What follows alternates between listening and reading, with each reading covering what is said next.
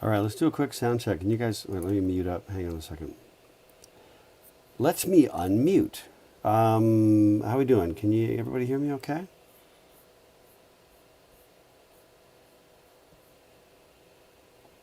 Yeah, we can hear you. Yeah. Awesome. And I can hear you. I am dropping the link into Canvas right now, so we got that taken care of. All right.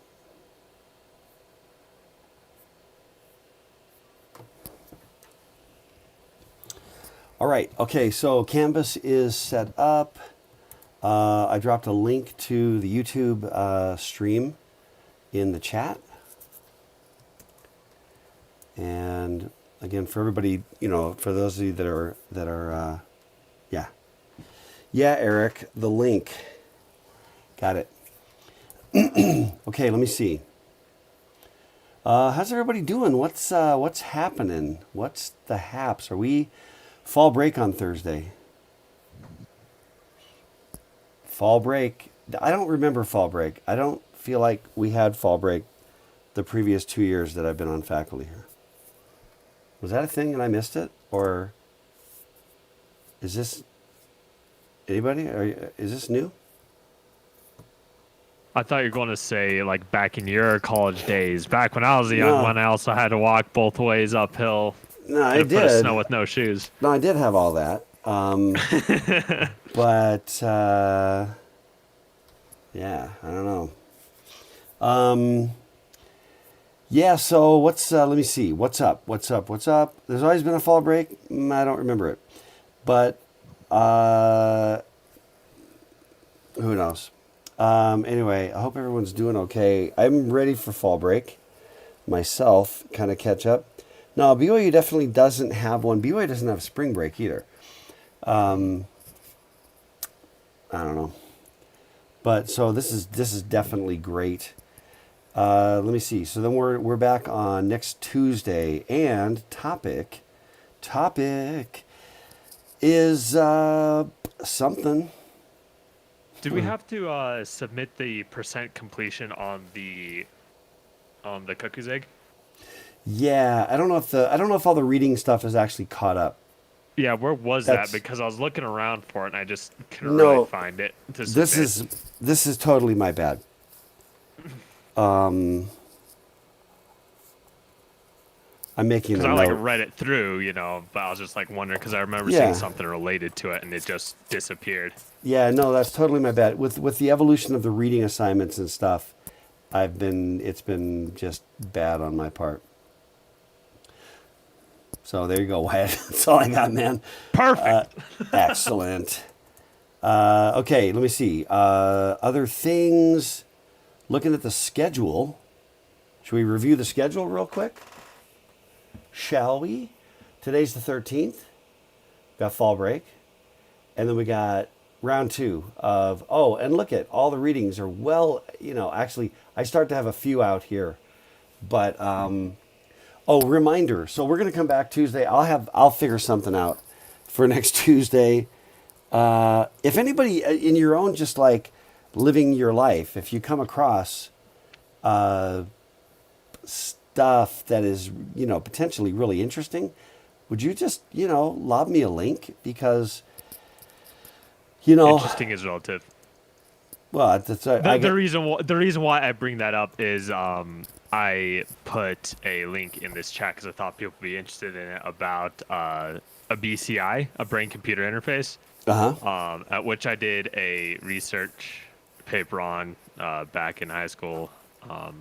Anyways, and it's actually the way it would work is essentially it would sense your brain waves, right, normal, and that would display some sort of white noise picture. At least that's what it looked like, and then you could assign meaning to that image.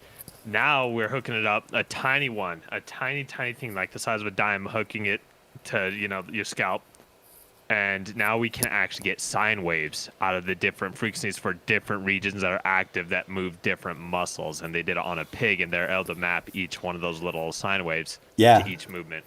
Yeah, there were several of you did the brainwave pig thing, that a story about that, whether it was the same story or not. But anyway, point being, if you have like for example, we have security coming up. If there's just stuff that relates and you want to lob it my way, that would be great. In terms of the rest of the schedule, I got to confirm with Professor Burnett for Thursday the 22nd. I got a green light, you know, I got a green light on that conceptually, but I got to do a confirmation on the date. And I've also got to figure out, like with the Jan Newman, which was great, except for the technical dumb. And so, I don't know. We're going to play that by ear. And then we've got open source software coming up, privacy, freedom of speech, intellectual property, software failures. It's still some really good stuff coming up. And let me see, what else? By today, you should have finished reading The Cuckoo's Egg. Hopefully everybody's got that. And then also remember that we do have coming up, sorry for the, this is not as big as I should have made it, but coming up way the heck down here on December 1 is your second book completed. That's the one you pick. So now that we finished Cuckoo's Egg, that should be big on your docket, okay? To get that book selected. You do need to get it approved by me, and really it just needs to be about anything that's interesting to you that is about the stuff, in this class. And so what I need to do, I'll do some kind of book selection thing. I don't know. Look, it's the first time through. It's not organized. But we do need some kind of book selection mechanism so that I can kind of confirm, who's got what book. That becomes relevant because on December 1, we're going to do live discussion groups. And I'm just going to create a bunch of voice channels and then assign you to a certain voice channel based on the similarity of the topic of the books you chose. But I got to know what everybody's... So far, I've just been like, someone's like, does this book work? I'm like, yeah, but I haven't written down or tracked what all the books are. So I got to get that done. What else? Anyway, so Tuesday we're going to kind of wrap up talking about security. Cliffy is interesting because he's sort of like the dawn of that era, that whole just domain of security and hacking, and then everything happens, and we fast forward 30 years, whatever it is, and a lot has happened. So. Okay, is there anything else, any other housekeeping?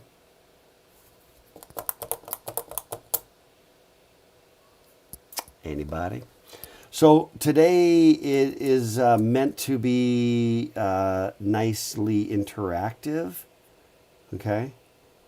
So we're going for interactive. So, be prepared to, drop some comments in the chat and or unmute yourself and join the voice channel. Remember, again, if we do a lot of discussion, that everything on the voice channel streams to YouTube.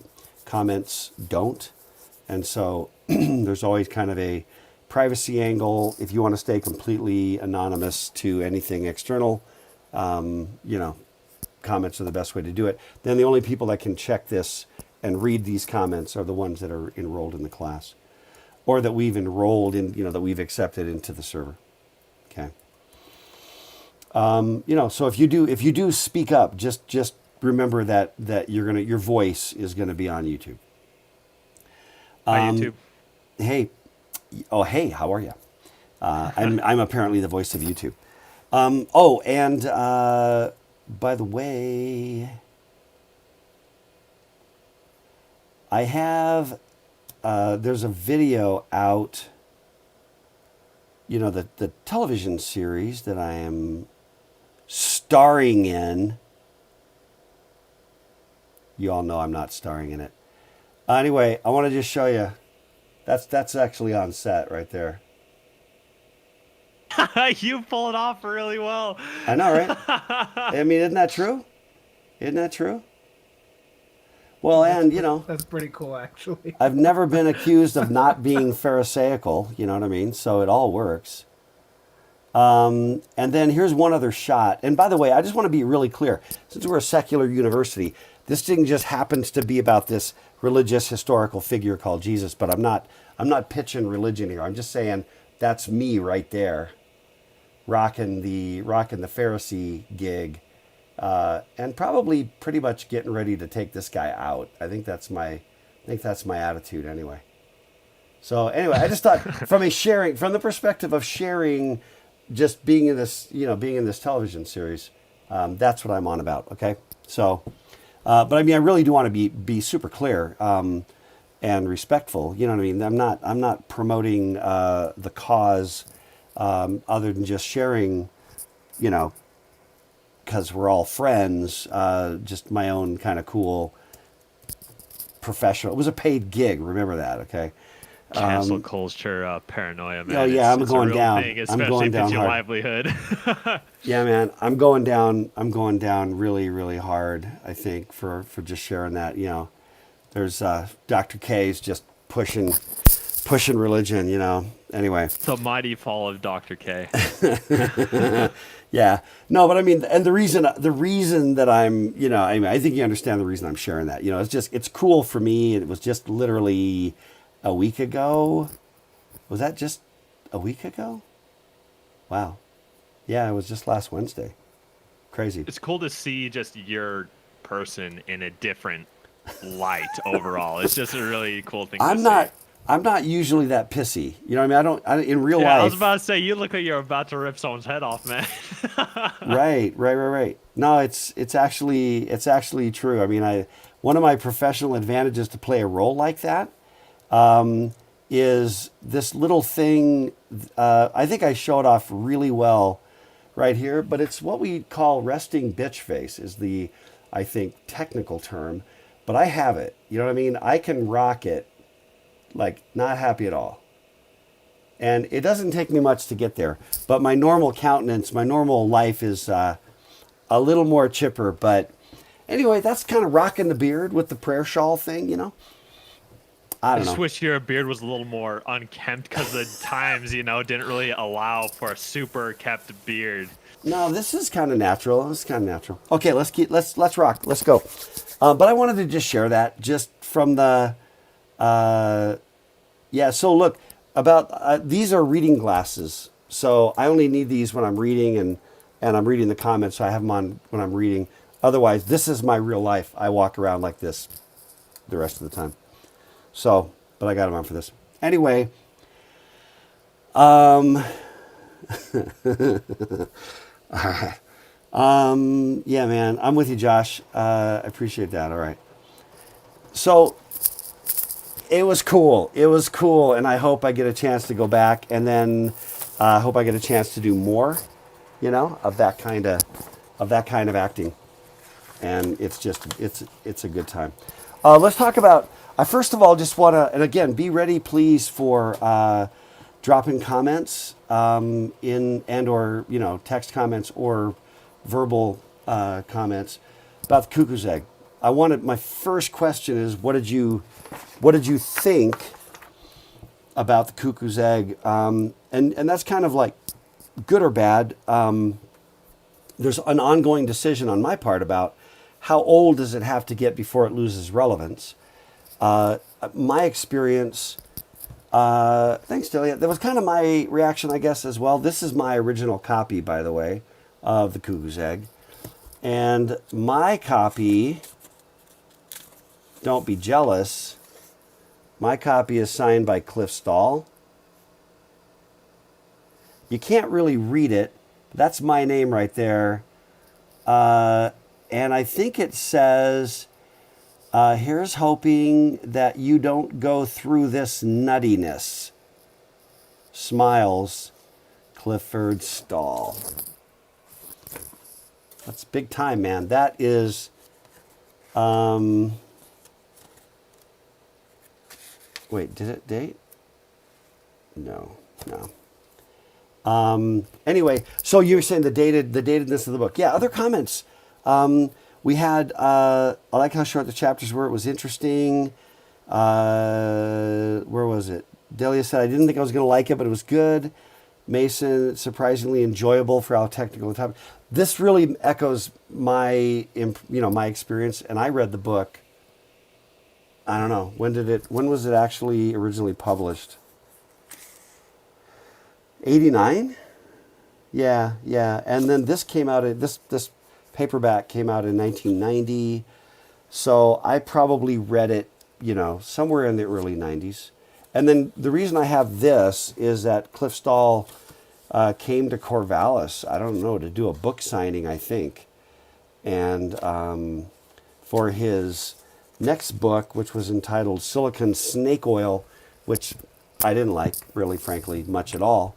I thought he was being a technological naysayer. But what I found about this book was that it really turned into kind of a quick read, my experience. So Delia said, I think the moral has more to do than just the tech talk, but the way a person should approach problems. Exactly. Because it's about security. It's about hacking. It's about literally the first international cybersecurity hacking thing, right? And you see, there's a number of things. Man, there's so many things. But you see themes like, think about the orders of ignorance, right? You've got an entire culture structure, right? FBI, whoever the people were, the various government agencies who don't even have a framework from which to think about this kind of crime. They're not even thinking about it, right? I mean, that's about frameworks. That's about second order ignorance, that you don't even have a framework that permits you to ask the question. The other thing there's a lot of orders of ignorance here, okay? And I see a bunch of typing on the text. I'll drop those into the voice channel. But you realize, what was Cliff's process? Now, he was a PhD in astrophysics. I think it's just astronomy. Astronomy? Okay, I probably gave him too much credit. But whatever it is, he's an astro guy, an astrophysicist. And this is a guy who is apparently, back then, with a PhD in astronomy, you could be a sysadmin. I don't know, right? But anyway, Cliff was a sysadmin, basically. And he comes across this small, I don't remember even what the dollar amount was. You've read it recently. 75 cents. 75 cents. Discrepancy in the accounting law. And you could just go, well, it's not that big of a deal. And it isn't. That's for sure. But do you understand that this whole thing erupted, this whole thing emerged because Cliff had this orders of ignorance thing going on. He's like, why are we off 75 cents? We shouldn't be off 75 cents. That's a question, a known question without knowing the answer, right? He just wants an answer to settle his mind. He's probably a little OCD like I am and like a lot of us are. I want an answer to the bloody question. The dumb little question. It's nagging at me, so I'm going to go after it. And then as he goes out, he starts to chase this thread, right? And the thread, of course, leads him to East German hackers, and the Cuckoo's egg. But he basically starts, and eventually he just keeps, it's a constant adventure of Cliff pounding and driving in ways that are essentially described by the orders of ignorance, which I think is a really cool theme, And then, so Delia said, made the comment that it was about how to solve problems. What did you exactly say? Come on here. More than just the tech talk, but the way a person should approach problems. I want to hit some of that. What are some of the other themes that you see in the book? And I'm going to, before chew on that, be ready to drop in. So let me see. Yeah, Jacob said like that it was dated, sheds light into the past. Landon said, I'm glad you had us watch Triumph of the Nerds first. It helped me make a timeline of that general era. I hadn't really thought about that, but that's cool. Donald said, it made me think of take the fish and look at it, right? You're kind of peeling the layers. As he goes in, he thinks other thoughts, right? It's about that kind of ownership. So Leigh said, the book isn't dated in lesson. I think you got some typo in there, but I think what you're trying to say is that the tech might be old, but the story isn't. Yeah. Well, Dr. K. Yeah. So I read this book a little over a year ago, and I thought, oh, I wouldn't enjoy it the second time, but I've taken computer science classes since then, and like knowing more about the operating system, taking Networks 1, Yeah. like all this stuff, like it was more valuable this time Oh, interesting. than the first time. Interesting, Tyler. And I think that I don't think the lessons will get dated, and it's so elementary that I feel like people that are learning this stuff, like it's kind of relates to like basic operating systems, basic command lines, things like that Yeah. we might understand. Yeah. No, I really appreciate that. I've read it 2 times, 3 times. You know what I mean? I try to, when I've been using it, I would always try to reread it like at least once a decade or something like that, just to refresh on it. And I've just kind of had a similar experience. It doesn't, I don't think it gets old because I think it is a book, and it's kind of remarkable to me for Cliff as a first-time author, and a book that is ostensibly about security and hacking. I think it's really a book about human experience. I think it's really a book about personal evolution. I want to get to that as well. A couple of the other comments, and I want to just document these for if people that need to watch it. Dahlia said, document everything. Yeah, that's true. And there's a limit to that, right, in practice. But yes. Michelle said, at the beginning he was fine. Towards the end, it became basically an obsession. Yeah.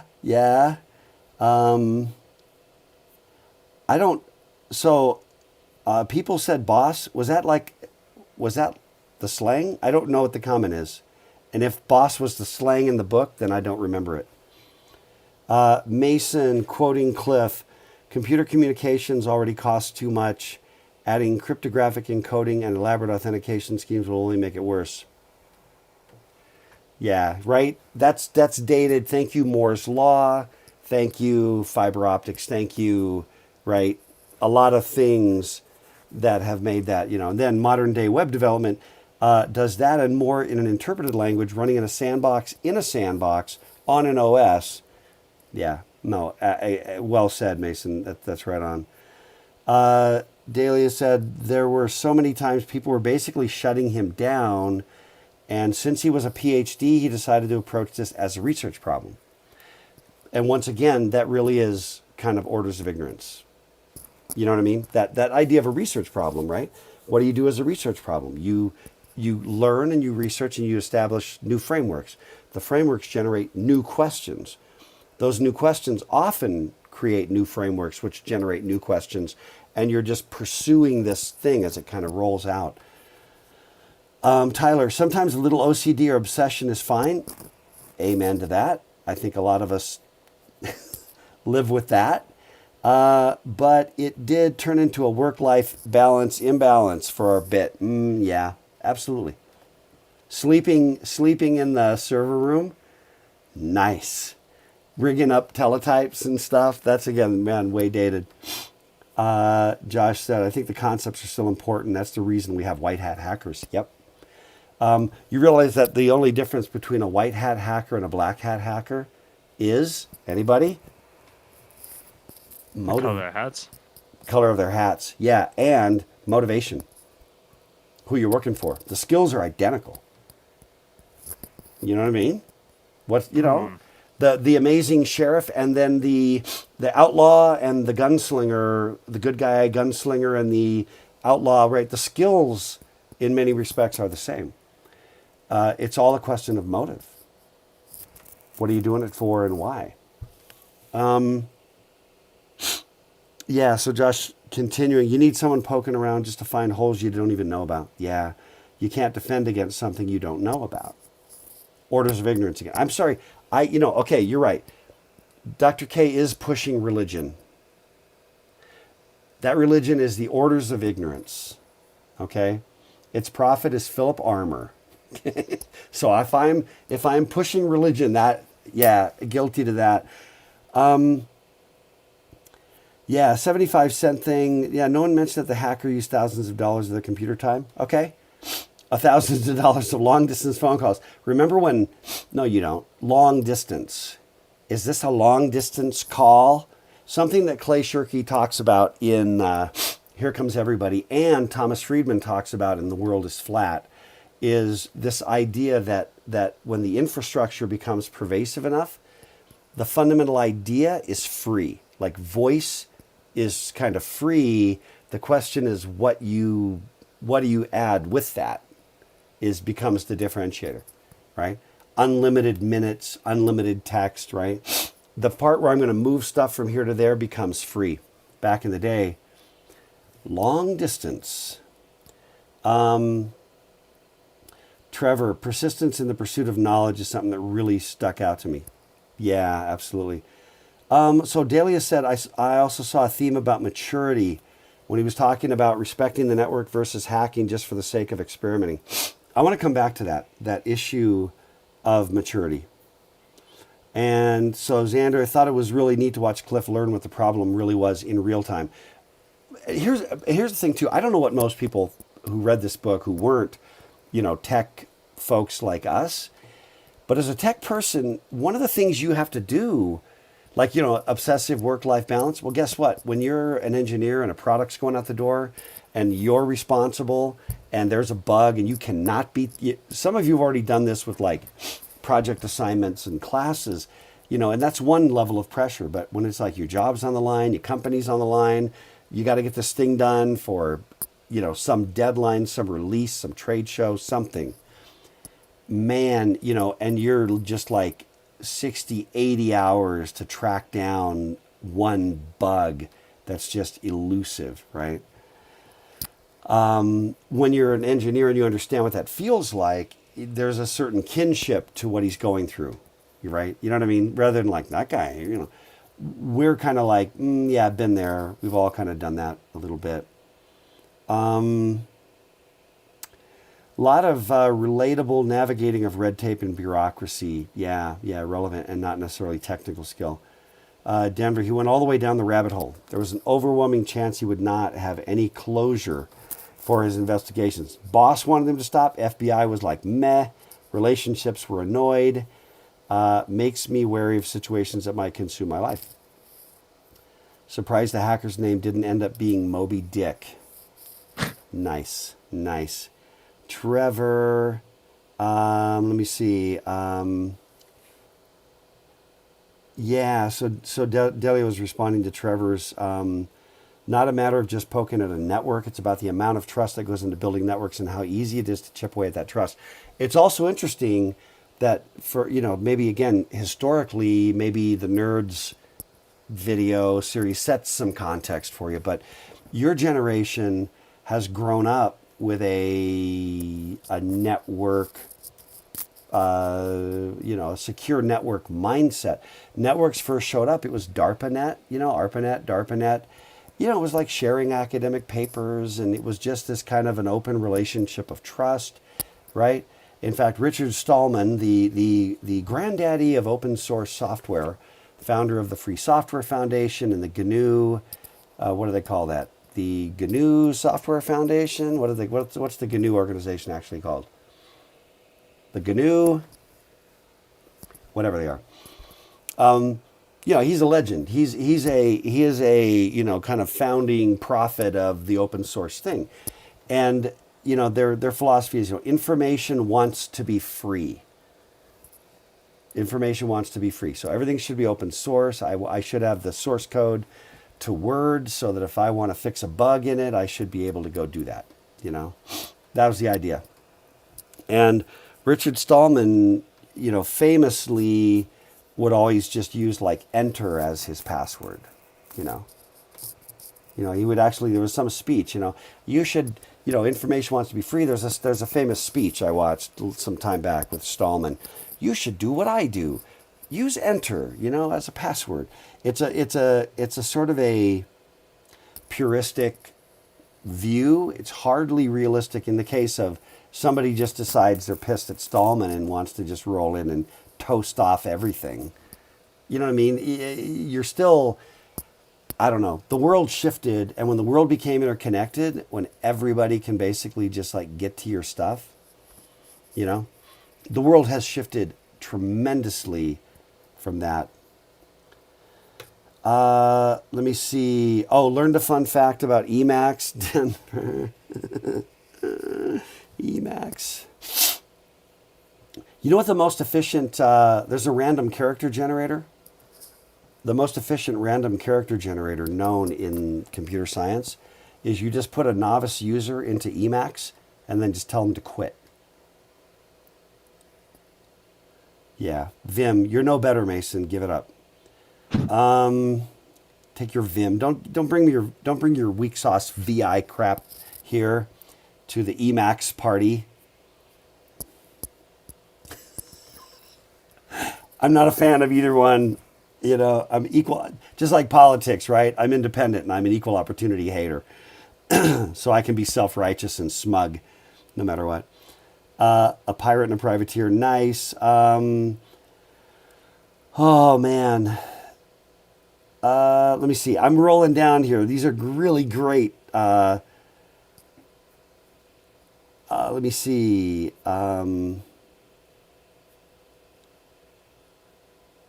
Oh, a shared line for a while. Yeah, tech. I did. When I was 10 and we moved to a little town in Iowa in 1970, and it was a party line. It was a shared line. 2 different rings. And so you knew whether it was for you or the next house. And your phone would ring when the next house would get a call. And you could pick up and listen as well. It was not good form, but you could actually pick up and listen. Let me see. Yeah, man. So I did have that. Rolling here. Rolling. No, it's not the GNU movement. There's a name for it. Okay.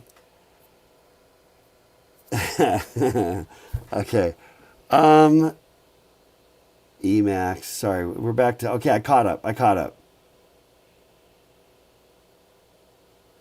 Yeah, as Leigh said, I'm getting my degree in biotech. Almost all the software is open sourced or free, along with the network. Someone's tampering would be upsetting and breaks the bond. The system. Yeah, but therein lies the struggle, right? Because all it takes is one bad actor to, you know what I mean, to kind of botch everything. Okay, a couple of things. Let me hit a couple things. Really awesome comments. There were 2 things that, there's kind of like stuff about hacking and the dangers and threat of hacking. Those are a couple themes. And another theme is sort of like the evolution of the law, right? Now think about this from kind of an ethical perspective, because I like to say the word ethics at least once during every class period to assuage, whatever conscience I have left, to assuage it, that we're definitely, doing the ethical thing. But law always trails. The law has to trail the technology. Do you confirm or deny? What do you think? The law has to trail the technology. And not just because, Congress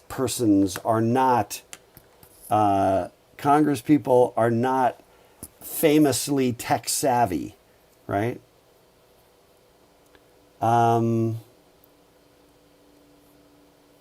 What do you think? I'm asserting that the law has to trail the technology.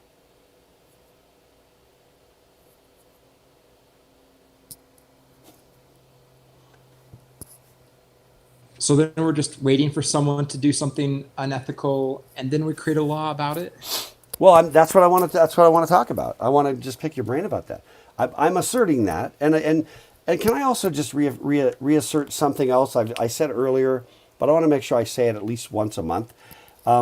that everybody here knows that I know that I'm full of crap at least some portion of the time, but I don't know going in just which portions that is. So I know that I'm wrong. I know that I'm wrong, some chunk. I just don't always know, which parts. So, there really aren't any like canonical right answers here, right? That I possess and that you have to parrot. Like truly across the spectrum. But so the question is, I'm asserting that it is logically and reasonably necessary that the law is reactive. So Jacob said law tends to be reactive. That's what I'm saying. I think that the law must be reactive. And, yay or nay. I mean, like or don't like, rebut it, confirm it. I mean, I wish it were a little more, what would be the opposite? Like it anticipated problems. Right? No, that would be nice. But would it? Reactive seems like it's often too late. Yeah, but how would you do it, Denver? I mean, that's kind of the right. This is the dilemma, though, right? That's the kind of the moral dilemma. Reactive is often too late. Like I have a theory that you can't. It costs money to put a traffic light at like a school crossing, right? At a school crosswalk, right? That takes money out of the city budget. My theory is that I'm exaggerating. I'm sure it's exaggerated in reality, but catch the spirit of what I'm trying to say. My theory is that every crosswalk by every school in America represents at least one dead kid. Because, if everything's going okay, cross guard does the thing, holds the sign up, kids pass, everybody's safe, it's working well for 30 years. And then one drunken idiot, whatever, you know what I mean, plows through and takes out a kindergartner. And then you got to get a crosswalk. Then you got to get a light. And that now actually makes sense. And now you can drop the 50. I don't even know what it costs, but let's just say it was like $50,000, right? Now the town's like, well, we have no choice. We got to spend that money. Before that, you don't really. Everything was okay. Right? There's another interesting ethic, which I don't want to bog down on, but I want to lob it out there for your thinking, which is I think there's an increasing attitude. I think I've seen it grow over my lifetime, okay? The sort of 50 plus years that I've been kind of conscious of the world around me, which is that every time anything bad happens to anybody, there kind of like needs to be a law. There needs to be a new law, a new something, right? And sometimes I would argue that new something is in fact critical and necessary and would have prevented a lot of bad things. And other times it turns into weird overreach, as if we can somehow, by putting layer upon layer upon layer of new laws, that we're going to eliminate the problem of evil in the human experience, right? I don't want to bog down on that, but I want to lob it out. Because I think that's actually an interesting question, right? When people are like, we've proposed new legislation to do blah, blah, blah. When you're like, yeah, the laws on the books already made everything that just happened illegal. But if you don't do something, then you get to face, my opponent didn't do anything after that one kid died. Right? But maybe sometimes people just die. Yeah, that's my cancel moment right there. Dr. K says sometimes people just die. It's true, though. Anyway, you know what I'm saying. But no, so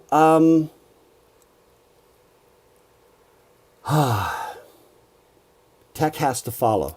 Sorry, tech has to lead. Law has to follow. I don't know, Denver, if you had a great comment. I don't know if you want to. But here's the thing, though, Denver. The alternative is early. And what are the problems? You have to look at this thing and go, yeah, late's still late. Well, but what's the alternative is early.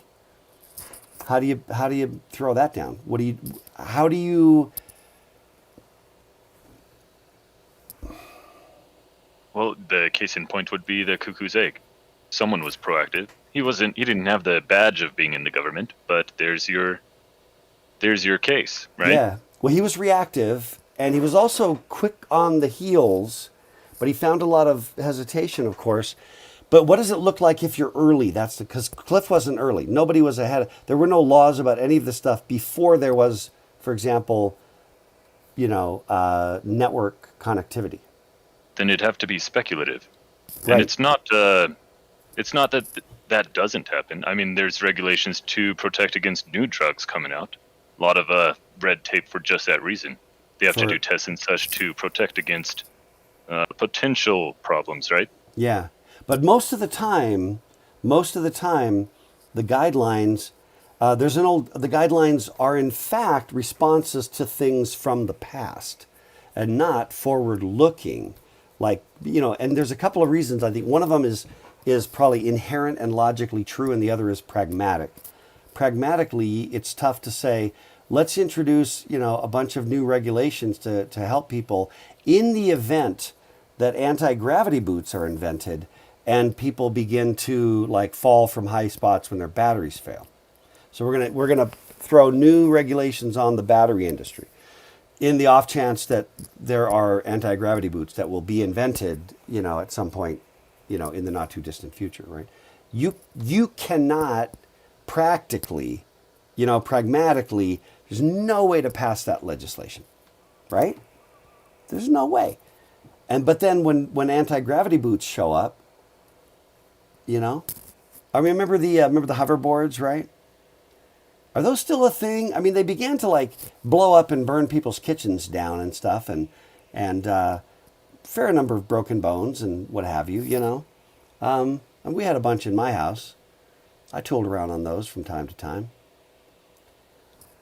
Right? They show up, and then things start to happen, and then you look at it and go, well, there were no 55 mile an hour speed limits when the Model T was the only car on the road. Right? When the horseless carriage began to do absurd things like go 25 miles an hour, they began to do things like maybe there need to be limits on the speed of this vehicle travels because it starts to be unsafe. But when it was horses with riders and carriages, you didn't, right? So I guess what I'm trying to say is pragmatically, there's no way to actually lead. And pragmatically, if you do try to lead the technology, I mean, they can't, on balance, Congress can't even get it right after the fact, well after the fact, they can't get it right. Try to anticipate it before the fact. It seems really horribly impractical. But the problem is really an issue of ignorance again, right? We just don't know what the thing is going to do or what the impact is going to be. And in fact, a lot of times you get interesting, anticipatory. A lot of times what you get is you fail to understand what the new world is looking like, so you misapply what used to be reasonable laws and reasonable applications. Does that make sense? So, for example, and we're going to talk about this when we get to copyright, wherever that is on the schedule. But, how do you manage fair use in a world of YouTube, right? With, sampling some sound or, something, you get YouTube blocking and things like that, right? And what happens is one of the videos I've posted for later in the schedule is Rick Beato talking about this issue. And you have people like Don Henley and the Eagles who have, a team of people scouring YouTube looking for anybody playing any Eagles music so they can block it. In the meantime, there was a situation not long ago, a couple years ago, where these two guys, they have one of these music reaction channels, and where you just see younger guys, younger people that haven't ever heard some of the old music. And they were listening for their very first time hearing In the Air Tonight by Phil Collins, which came out in 81, had to be 81. And they kind of lose it. They're just having this amazing reaction to this song. Their video goes viral And then Phil Collins, In the Air Tonight, charts on iTunes. And In the Air Tonight actually charts and goes to number 2. At least on iTunes. I don't know how far-reaching that thing was, right? But for a little, for one moment, it peaks up at number 2, right? Did they violate copyright? Was it a misapplication of fair use? What was the purpose of fair use and copyright law? To protect, right? To protect the intellectual property, right? To protect the financial interest of the producer. And then these guys, some people would consider what they did to be copyright infringement. Others would consider it to be fair use. I would consider it to be fair use. And Phil Collins benefited financially. And Don Henley would have, blocked it and shut them down. How dare you? How dare you promote our music? Whoa, I just had a sudden glare come out of where? It must just be an angle of the sun. Wow, sorry. It was like there was a nuclear blast out there or something. But you know what I mean? It really, in other words, the technology shifts and the dynamics of even what the law was trying to be in the first place pivots. And the application of it is no longer, you can't look through the same lens anymore and see the same thing. The dynamics are entirely different as certain things change. So that was my speech. I have to go back through the comments now again. And while I'm doing that, if anybody, if you want to drop, comments on that, and I've got other things I want to get to that are kind of cool things. But please jump in if you have stuff. And I'm going to be, kind of reading some of the comments for the YouTube.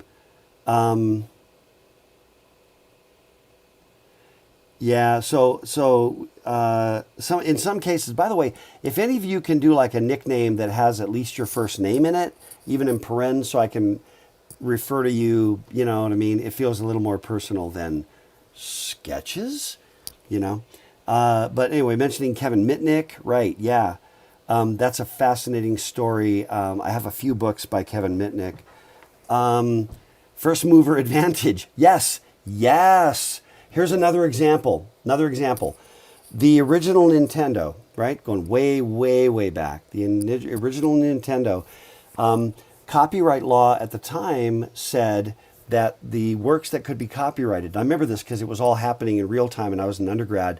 I was interested in the space and I was reading articles about it back in the 80s. And basically, there was, I don't know how high the case got. It might have even been a Supreme Court case. But the issue was whether there was another company that basically just ripped off the ROM that was in the little cartridge, reverse engineer the bus, right? The little bus connector, reverse engineer the plastic, and then just totally just rip off the bits that are in the ROM, right? Boom, plug it in, and you're selling knockoff Nintendo games for, half the cost, 30% of the cost, having done none of the development. Now, I think that is clear copyright infringement. Well, at the time, the laws were written that copyrightable material had to be human readable, right? And basically the ruling was that a bunch of bits on a ROM, in a semiconductor, wasn't, human readable. Now, and I thought it was a bad decision in the moment. I thought nobody up that chain of judges understands what human readable means in this context. And in my mind, if I can pull that stuff out with like with a monitor, you know what I mean? I can read the bits, but I have to maybe have a step in between. But does it have to be readable to the naked eye? So if I have microfilm, is that not copyrightable if I have to use a microfilm reader? Or a microfiche, microfilm, or if I have to use a magnifying glass, then is it no longer copyrightable? But if I can see it with the naked eye, yes. Doesn't make any sense. Well, I would know, you would know, that there's a way to grab those bits, pull them out, and depending on the processor even, rip those bits out and look at them as assembly language even. for the instructions and the data, just hex, and we'd be like, no, that's human readable. You just have to it's like a microfilm reader, only it's pulling bits out of a ROM. The concept's the same. They missed it, blew it, and when they made that ruling, boom, man, the pirates just went crazy. Well, where's your profit motive if you're Nintendo to keep putting money into developing product when you can then just get undercut as soon as your cartridge comes out? And then eventually the courts caught up technologically, reversed that ruling, So anyway, I'm just saying that it was so early, and even though it was reactive, they were still wrong. That's what I'm getting at. Yeah. So, right, related to what Eric said, that our internet privacy laws are built on laws covering books, right? And, so Tyler said, only after we build 5,000 schools do we proactively build a crosswalk on the next one. Yes. And this was another thing I wanted to say, was that we often are fighting we're fighting the last war, right? And here's an example. Let me see. Do we still take shoes off? I haven't been on an airplane like this entire year, but are we still taking shoes off to get on airplanes? Anyone know? Anyone been on an airplane? What's that? Never done that. Oh, no, for TSA. For TSA, Yes. yeah. Unless you're like I thought you over meant like 65. walking on the plane. I'm like, how No. old are you? Yeah, It's no, a bit harder, a bit nice. it's respectful. You remove your shoes. No, what? Yeah. When I've traveled, you still do it unless you're like over 60. No, right. But this is all basically a response to the attempted shoe bomber, right? So in other words, you're always kind of like fighting the last war.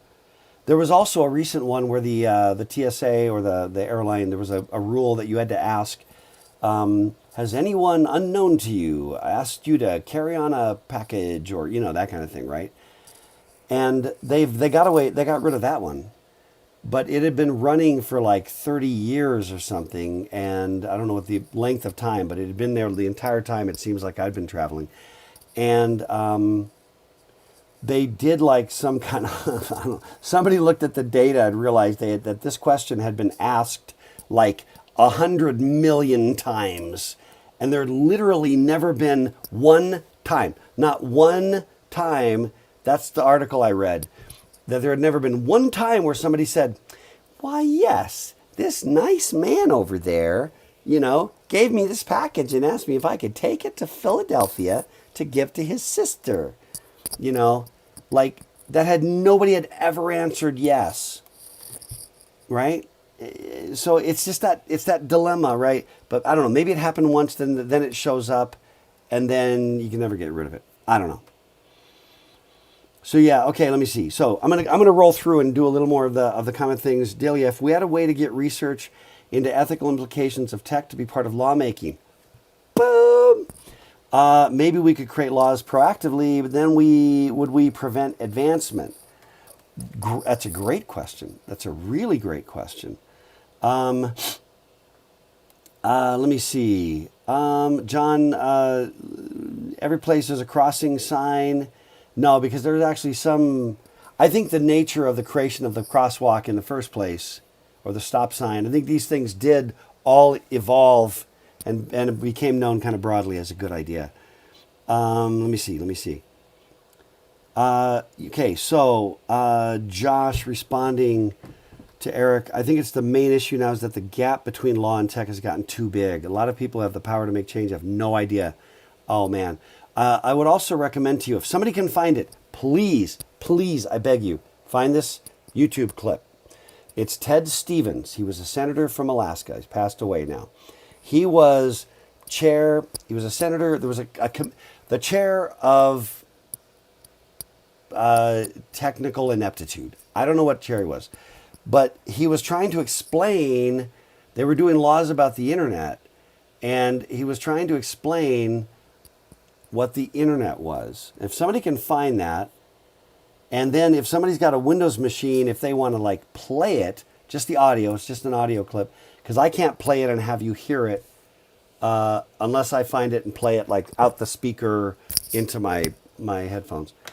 But if somebody can find that and then just play it into the chat, it's not very long, and I think you will get a serious kick out of this. There we go. Denver, you've got that. Are you on a Windows machine?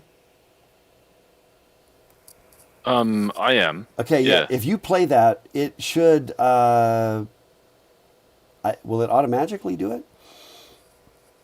If I share my screen and do that. Oh yeah, yeah. Or would you be willing to do that? Just try the screen share and play that.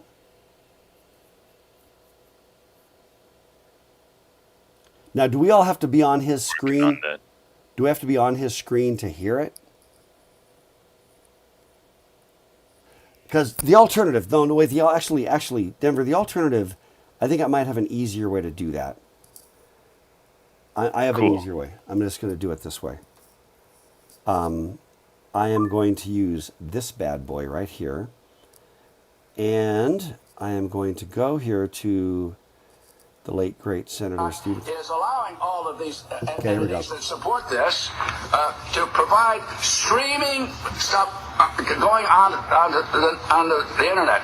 Now, the internet, let's go back. Internet started with a concept of local-to-local connections across the country.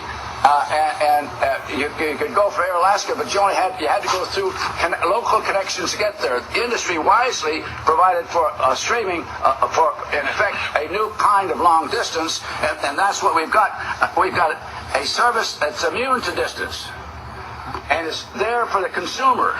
But when we take and really indicate that anyone that wants to use this system for massive commercial purposes. Well, there's one company now. You can sign up and you got a movie delivered to your house daily by subscription by delivery service. Okay, and currently it comes to your house. You put it in the mailbox when you get home, annually or monthly, you change your order. But you pay for that, right? This service is now going to go through the internet, and what you do is you just go to a place on the internet, and you order your movie, and guess what? You can order 10 of them, and it's delivered to you, and this delivery charge is free, right? 10 movies streaming across that internet, and what happens to your own personal internet? I just the other day got internet was sent by my staff at 10 o'clock in the morning on Friday. I got it yesterday. Why? Because it got tangled up with all of these things that are going on the internet commercially. And here we have this one situation where enormous entities want to use the internet for their purpose to save money for doing what they're doing now. They use FedEx. They use the delivery services. They use the mail. They deliver in other ways, but they want to deliver vast amounts of information over the internet. And again, the internet is not something that you just dump something on. It's not a big truck. It's a series of tubes. And if you don't understand, those tubes can be filled. And if they're filled, when you put your message in, it gets in line. It's going to be delayed by anyone that puts into that tube enormous amounts of material. Oh, thank you. I don't know what year he said that. It was at least 15 years ago, maybe pushing 20. Anyway, Ted Stevens, it's a series of tubes, right? And by the way, and this is probably not really germane to anything, but you know how on your the default on when you do an email on your iPhone, there was a default that said sent from my iPhone. It was like the default SIG line. I want to just show you, hang on a second.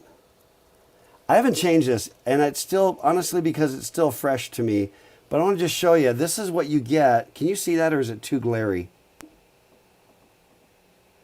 The very bottom, that's my SIG. Yeah, sent from my iPhone via a series of wireless tubes. It's my tribute to the late Senator Ted Stevens. Man, it's not a big truck. It's a series of tubes. Okay, Yeah, right. These are the people that we're gonna. Yeah, and also, yeah. So right. So Denver talked about his in-laws' reference to the internet being tubes. Yeah, I think it's really where it came from. Sometimes I will refer to the internet as the intertubes. On occasion, I will refer to the intertubes. Also, the interwebs. And unfortunately, interwebs has become clever enough that I think there are people that actually think that that's what they're called, the interwebs. Okay. Let me see. Yeah, yeah. The evolutionary pressure on society, right? A lot of everything's become idiot proof because everyone's afraid that something bad's going to happen. Okay, let me see. Man, I'm just kind of doing a quick scan. Love your comments, by the way.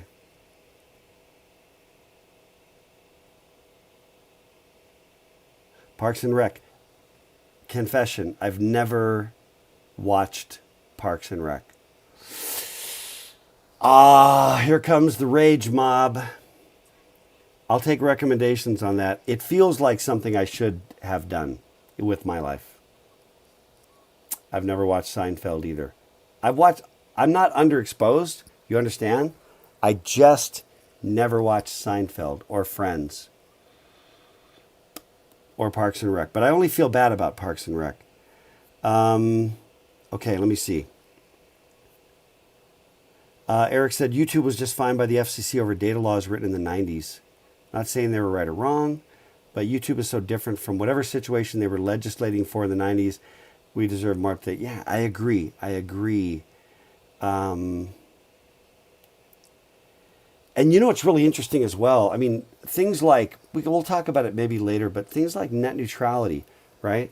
Which just sounds like, it's one of those things where I have gone round and round and round on those issues. And I'm kind of like a flip-flop. And I mean that in the sense of digital memory.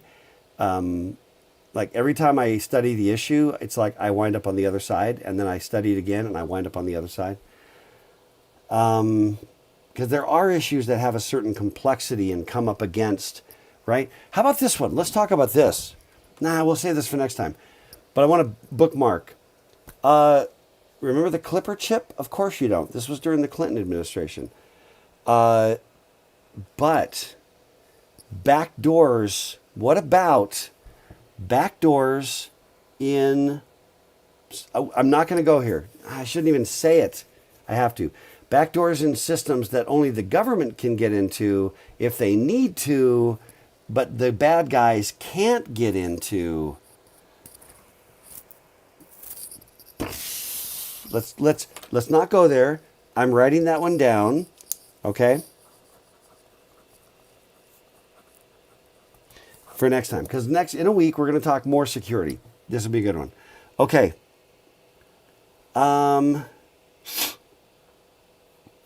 Let me see. Copyright forever, less one day. Okay, yes. Oh man, security. Yeah, security theater. So Eric said there's leaked reports that all of the NSA's surveillance, misspelled, an invasion into our lives has caught a grand total of 0 terrors. I don't think that's true. Let's cite sources. I mean, I think that's a really good topic as well on the security front. And let's go there again on Tuesday. Maybe we can bookmark that. That whole issue of individual freedom, government surveillance, the whole Snowden thing.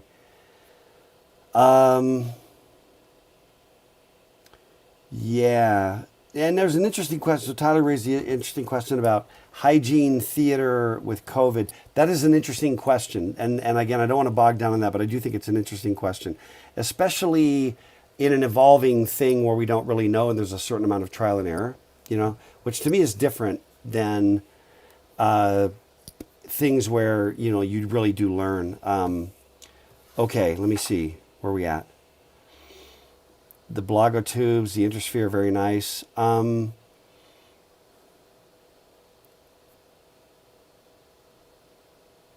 right, I'm just glancing still at.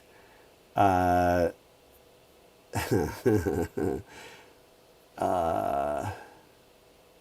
right. Okay, yeah. So, Eric, yeah, government can get into, but bad guys can't. Internal screaming. Yes, right. I mean, I think anybody. That's one of those where you're just like, what bad things could happen? Well, starting with anything the government can get into, the bad guys can. And everything is great as long as you're cool with everything government wants to do with it. And these become huge ethical issues, right? You know, do you want the government to have all control and all access to all everything so that they can make sure that you stay super safe and tuck you in at night? But, you know, in my mind, the greatest in history, the greatest mass murderers have always been tyrannical leaders of government. And in my view, that's why, you know, the U.S. Constitution is built to limit and to constrain government because of what happens if it does go bad. And history says it's eventually going to go bad. That's what history says. Or it has a good likelihood. And if it goes bad, it goes very bad. So it's risk management, right? Okay. Yeah, backdoors. You've already gone there. I said we're not going there. Okay, a couple other things. I have notes about Cliffy. I want to talk about Cliff's evolution from a black and white thinker into the shades of gray. I think that's one of the great themes of the book, kind of a coming of age for Cliff, right? Let me see. I got a couple of quotes. Let me see. Yeah, so this is from my page 71. Martha said, "Do you want to spend your time being a cop?" A cop? No, I'm an astronomer. But here's someone threatening to destroy our work. Martha, we don't know that, Martha retorted. Maybe this hacker is closer to us politically than those security people. What if you're chasing someone on your own side? Right? And let me see. Yeah, here's another one. Again, Cliff talking about Martha. She still thought my page 264, I'm sure it's not aligned with your page number. She still thought of anyone working against the military as one of us. And in her eyes, I was persecuting someone on our own side. How do I explain that having been mixed up in this thing so long, I had stopped seeing clear political boundaries? In other words, he was going after some principled ideas and he wasn't playing team sports anymore. You know, he was no longer in this like, well, these are the good guys are the good guys because I believe in their cause, even if their methods suck, right? Now, and I'll give you one example, and I think this really strikes at the heart of a few things. Let me see. All of us had common interests.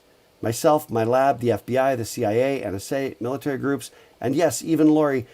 Each of us desired security and privacy. So here's an interesting question I'd like to throw out to get you to noodle on, okay? And we've got, with the current political climate, riots, right? Weird, crazy behavior, stupid, bad behavior, right? And this is what I would like to just suggest to you. If I tell you the following story, some diners are at a restaurant and a group of people come into the restaurant, they start trashing the restaurant and or demanding that the diners do certain things, pledge allegiance to their cause, do some gesture, okay? Now, you don't know whether these are Antifa, white supremacists, the Lions Club, the Girl Scouts. That's how they sell the cookies. You understand? It's manipulation. That's how they get you to buy the Samoan, you know? You see what I'm saying, right? In other words, I'm going to tell you that story, and just going to ask you. I'm not going to tell you who it was, what their cause was, what they represented. Can you tell me? Thank you, Delia. Can you tell me whether their behavior was good or bad before I tell you what team jersey they were wearing? And this is a serious question. I'm asking that as a serious question. A group of people go towards some building somewhere, and they light that building on fire. And it's America, and it's 2020, right? I mean, I would say this is part of the interesting question, you know? And everybody's avoiding the question. I can see that with with food references. No, right? But in other words, so Eric said you can absolutely say that's wrong. And Tyler said the principle is that's wrong. And I would say, yes, I think the principle is that that's wrong. I would say that's the principle. But then all of a sudden it's like, oh, wait, but the people who did it were wearing our team jersey. They were wearing UVU swag. And you're like, well, it's a little bit like when you're watching a sporting event, you watch a football game, was that pass interference or not? And right. And there's a tremendous amount of bias that comes from our team allegiance, right? If it's our wide receiver getting leveled before the ball shows up, then we're just like screaming, who's paying you, ref? We're just livid. And if you're the other side, you're like, I don't know. It seemed like not a bad play. You know what I mean? Statistically, you still got people who can look at it and go, yeah, that was pass interference. I know it was my team that committed the foul, but we got away with one there. But you're still like happy. Like, well, it was pass interference, but I'll allow it. I'm okay. And the other one can't sleep, right? What I guess I'm getting at is, it is tribe over principle. And I think that Cliff is truly on that journey. I mean, he is talking exactly about tribe over principle. And I think that if you're going to look at behavior, someone accosts you on the street, drags you out of your car, and beats the crap out of you, good or bad? And if you're going to say, well, it depends, then you damn well better talk about what it depends on specifically. You know what I mean? And it can't just be depends on their team jersey. You know what I mean? The team colors. It can't be that. You know what I mean? And I think that, well, what it could possibly depend on, Landon, is you have to set up a scenario. It's World War II. You're in the French Resistance. Okay, you're a member of the French Resistance. The people in the car are Nazi SS agents, and you've set up an ambush specifically because you're under a dictatorship, and they're killing Jews. And I'm saying there are scenarios in which, right? I'm just saying there are scenarios in which you can talk about, like, what would be the circumstances in which you could stop a car, drag the occupants out, and beat the crap out of them and or kill them. That is a conversation you can have, and I believe historically there exist situations in which you would say probably justifiable. But I think they're very slim. And I think that if it's United States in 2020, not so sure, but I'm still saying you've got to talk about those issues and take the team jersey off to see the thing clearly. And I think that that's really what Cliff was talking about. Anyway, and we're really out of time. But I'm not trying to, some of the events I'm talking about, I think today you would say, the kind of thing I would read in the paper these days about something that a leftist extremist may have done, and that would be more contemporary. But, obviously all those things have happened across the political spectrum, right? In fact, I'll take you back to the South and to the 60s and to the Klan and some other, absolutely obscene and horrific events, right? That are inhuman. But the team you root for does not determine the inhumanity of the act. That's what I'm asserting. And I can be wrong. Onus on you to think through that. Talk to your significant other, talk to your partner, talk to your roommates, to noodle on that. But I do think we get into a lot of justification because we get color blinded by the color of the team jersey, and our teams, we're colorblind to the, what's our other color? Green and what? What are we at UVU? Green and yellow? Green and white? I know it's green. I have a gift card to prove it. I know it's green. Anyway. We're out of time.